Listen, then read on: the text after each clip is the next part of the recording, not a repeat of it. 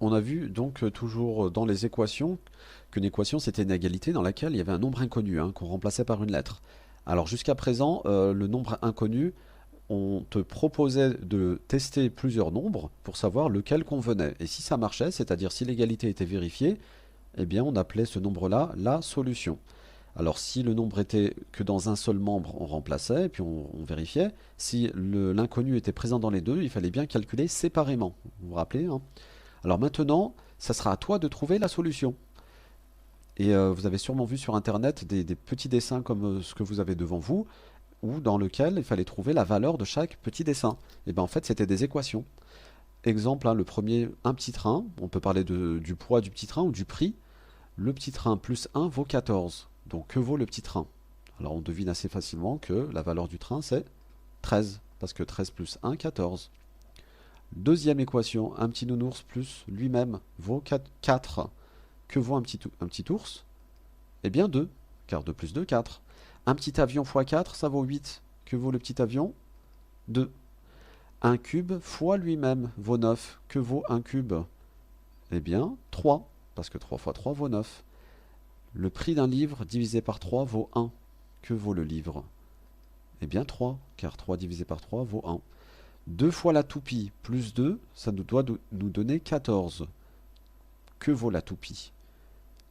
Donc là, eh bien, on va remplacer le prix de la toupie par 6, car 2 fois 6, 12, plus 2, 14. On fait bien la multiplication en première. Donc toutes ces équations-là, bien sûr, on ne les écrit pas de cette manière, puisque faire des dessins, ça prend du temps. On met des lettres à la place. Pour le petit train, on peut mettre la lettre T. T plus 1 égale 14. Pour le petit ours, un nounours, on met un N. N plus N égale 4. Pour le petit avion, A fois 4 égale 8. Le petit cube, C fois C égale 9. Le livre divisé par 3, on met L divisé par 3. Hein, je prends les initiales à chaque fois de chaque objet. La toupie, ça commence par un T, ben je mets 2 fois T plus 2 égale 14. Donc voilà. Donc là, ces équations sont assez simples à résoudre. On les fait intuitivement. Mais dans ce cas-là, comment résoudre l'équation que je vous propose ici? Moins 7 fois le petit ours plus 0,25 égale 32. Alors là, on a beau chercher, essayer, tester des nombres, là c'est pas évident, c'est pas comme tout à l'heure. Hein. Tout à l'heure on trouvait assez facilement, mais là on a des nombres négatifs, on a des nombres décimaux, et là on risque de passer un certain temps à rechercher la solution. Donc c'est difficile à résoudre, même en faisant des essais, ça peut être très très très long. Donc dans ce cas-là, je vous propose une méthode, et c'est là qu'on va arriver à la méthode de résolution d'une équation. Donc on va faire une activité.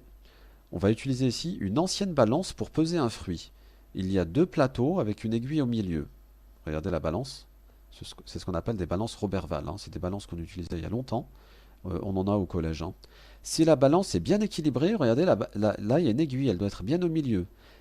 L'aiguille est verticale. Mais s'il y a déséquilibre, la balance, elle va pencher du côté du plateau le plus lourd. Hein. Si je mets un objet ici, hop, le plateau va descendre, l'aiguille va aller vers le plateau de gauche.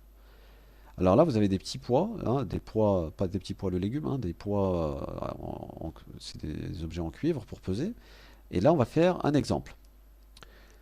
Si je mets un poivron, eh bien, le plateau de l'autre côté est vide, hop, l'aiguille balance vers la gauche, car le plateau de gauche est plus lourd. Maintenant, je mets des poids ici en cuivre ou en laiton à droite, et là, ça se déséquilibre à nouveau. C'est le plateau de droite qui est plus lourd, donc l'aiguille va vers la droite. Et si là, on a bien équilibré, c'est-à-dire, regardez, l'aiguille, elle est verticale, la flèche, on a exactement le même poids des deux côtés, et là, on arrive à deviner le poids du poivron. Le poivron va peser autant que l'autre balance, l'autre plateau. Donc on fait le total 170 grammes. Le poivron pèse 170 grammes. C'est comme cela qu'on pesait avant dans les marchés. Eh bien, voici une activité.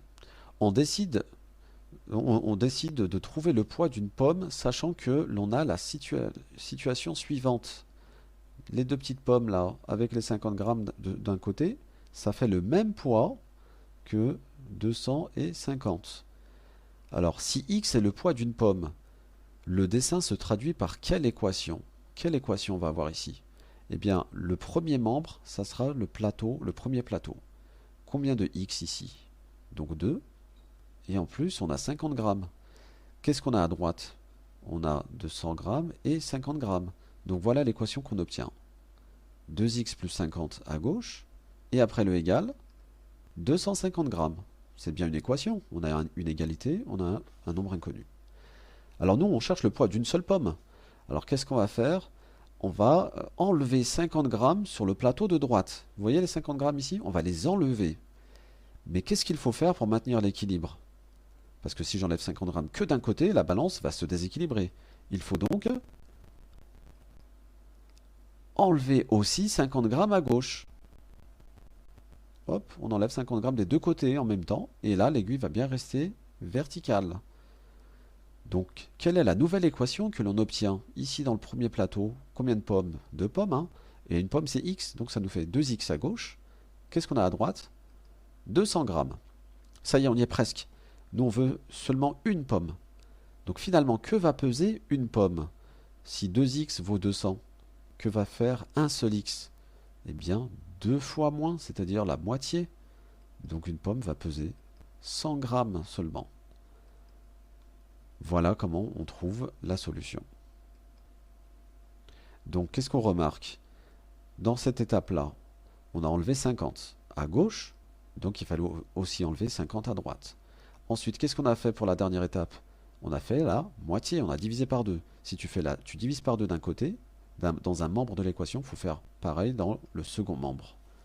C'est comme cela qu'on résout une équation, c'est en supprimant les nombres petit à petit.